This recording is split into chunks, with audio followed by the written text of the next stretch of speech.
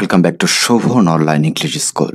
যে সকল শিক্ষার্থীরা নবম শ্রেণীতে পড়ছেন সে সকল শিক্ষার্থীদের জন্য আমাদের আজকের বিষয় ইসলাম শিক্ষা। শিক্ষার্থীরা, আপনাদের যে ষান্মাসিক সামষ্টিক মূল্যায়ন 2024-এর নির্দেশনা দেওয়া হয়েছে, মানে প্রশ্ন দেওয়া হয়েছে, সে প্রশ্নের আলোকে প্রশ্ন এবং উত্তর নিয়ে আজকে আমরা আলোচনা করব। শুরুতে খেয়াল করেন, আপনাদের যে বিষয়টি বলা হয়েছিল, সামাজিক সমস্যা বিশ্লেষণ করে ইসলামের বিধিবিধানের আলোকে সমাধান করি। আমরা দৈনন্দিন জীবনে আমাদের চারপাশে প্রতিনিয়ত বিভিন্ন সমস্যা বা চ্যালেঞ্জগুলো দেখতে পাই। ইসলামের নির্দেশনা বিধিবিধান যথাসময়ে চর্চা করলে এ ধরনের সমস্যার সমাধান করা সম্ভব। তুমি যে এলাকা বা অঞ্চলে বসবাস করো সে এলাকার বিভিন্ন সামাজিক সমস্যা সমাধানে ইসলামের বিধিবিধানগুলো বিশ্লেষণ করো।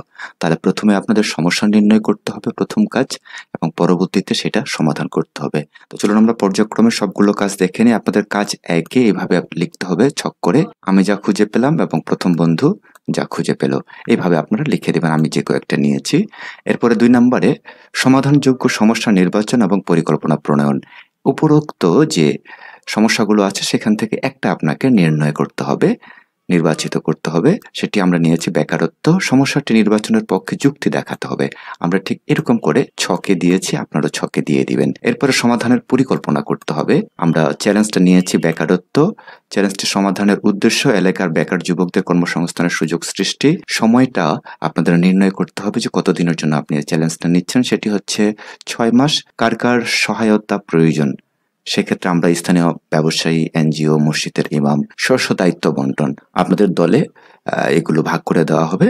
তথ্য সংগ্রহ কে করবে? ট্রেনিং এর ব্যবস্থা করা, কর্মসংস্থানের সুযোগ সৃষ্টি করা। শিক্ষার্থীরা, আমি এখানে খুব দ্রুত যাচ্ছি। আপনাদের কারো যদি পিডিএফ এর প্রয়োজন হয় সেক্ষেত্রে আপনারা অবশ্যই হোয়াটসঅ্যাপে নক করবেন। সেখানে হচ্ছে একটা ন্যূনতম চার্জের মাধ্যমে কিন্তু আপনাকে নিতে হবে পিডিএফটা। এরপর ইসলামের বিধিবিধান এবং নির্দেশনা চর্চা প্রয়োগ। প্রত্যেকটি স্টেপ আমরা সুন্দর করে ফলো করেছি।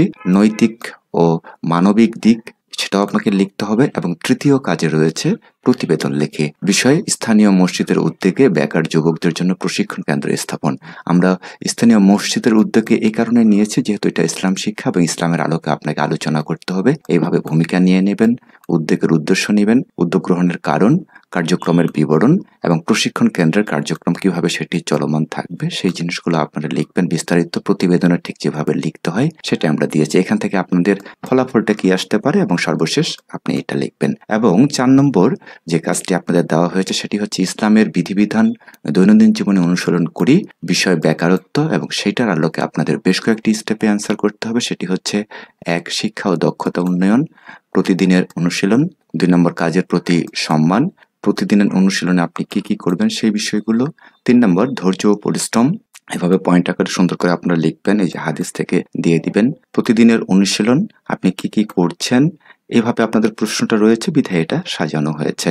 আমরা প্রশ্ন দেখিয়ে সময়টা নষ্ট করতে চাচ্ছি না আপনাদের। 4 নম্বরে সামাজিক সহযোগিতা, এটা কিভাবে সামাজিক সহযোগিতা করতে পারে সেটি চাওয়া হয়েছে, আমরা সেটাও লিখেছি। এরপরে 5 নম্বর, সুদূর প্রসারী পরিকল্পনা। এই ক্ষেত্রে আপনি যেভাবে লিখতে পারেন জাস্ট ফলো করবেন এটা এবং সর্বশেষে উপসংহার দিয়ে দিবেন। এভাবে যদি আপনারা ভালো মতো সুন্দর করে লিখতে পারেন সবগুলো বিষয়, তাহলে আপনাদের উপস্থাপনটা বা খাতায় লেখাটা অনেক সুন্দর হবে। ধন্যবাদ আপনাদের সবাইকে। আল্লাহ হাফেজ।